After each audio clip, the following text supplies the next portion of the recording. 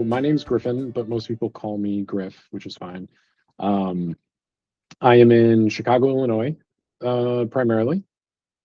And yeah, GC&J was started about a year ago as kind of a holding company. I had this idea to build very vertically specific or category specific e-commerce applications and SaaS applications, kind of built around Shopify initially, but BigCommerce and some other things eventually. And so what I'm doing is I'm doing two things. So I am building products myself that are aimed at like very specific categories, like not just like broad e-commerce, but like, for example, my first product is in the automotive aftermarket parts, right? So like very niche, like very specific. Um, and then I'm also acquiring other products to kind of fold into the stack at one of two levels. So either it's a very category specific product that I'm buying.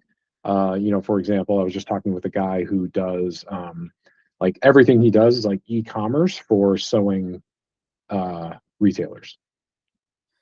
So like very specific, and usually all of these have some sort of like bits meets atoms data problem.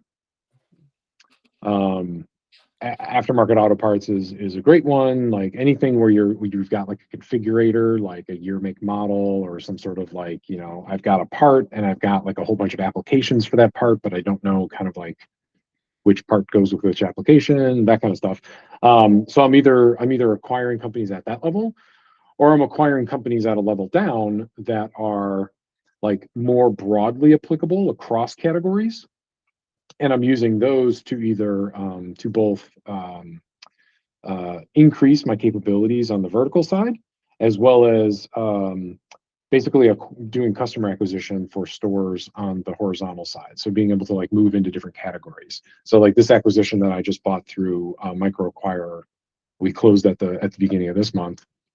It's going to help me on the auto parts side, but it also brings me like 3,000 new stores that I'm going to mine for opportunities on like the horizontal side. So like for the first, I would say 18 months of the business, even before I incorporated GC&J, I was just doing consulting, like learning about the space, bringing in revenue, just doing any kind of odd job I can to kind of bootstrap, the capital on the funding side.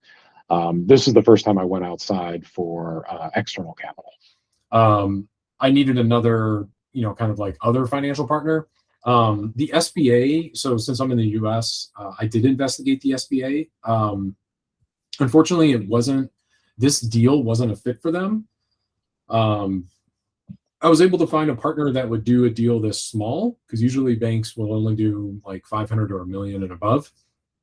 The real problem, and the reason Boopos was the only fit, was I was acquiring from a foreign entity. And so a lot of these, and I envision a lot of these acquisitions that I'll make in the Shopify space will be, usually it's a consulting company or an offshore company that sees a need, decides to build an app to service, some sort of need, and so they're running it alongside their consulting or dev shop. So I don't envision this to be kind of the last time I have an issue of like acquiring from a foreign entity, because there's just so many of them. We had announced like very recently.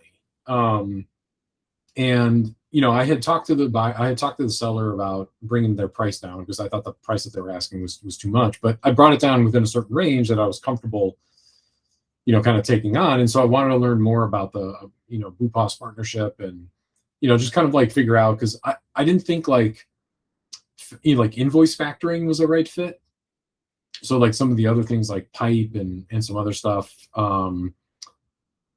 I think the dollar amount would have been too low, based on kind of like what I was looking for and what the company was generating. So I needed something that allowed for like a little bit higher multiples without like crazy high multiples, because I was getting it for, right around 3x ARR. I thought what was good is this isn't 100% of an automated experience, which I actually think is a good thing, because like none of these deals are going to be like plug and play straightforward. Like you're always going to have like, the seller is missing, like, only has, so for example, this was actually another thing. The seller that I was buying from actually bought the application previously. And so they only had on their books like 18 months of P&L. And like, you guys wanted 24. And I was like, well, how do I do that? Because they don't have it. And so like working through that. And so just being able to like reach out and get a response from a person was like super helpful. And I think like the idea that the process is going to combine qualitative and quantitative, I think is actually a pro and not a con.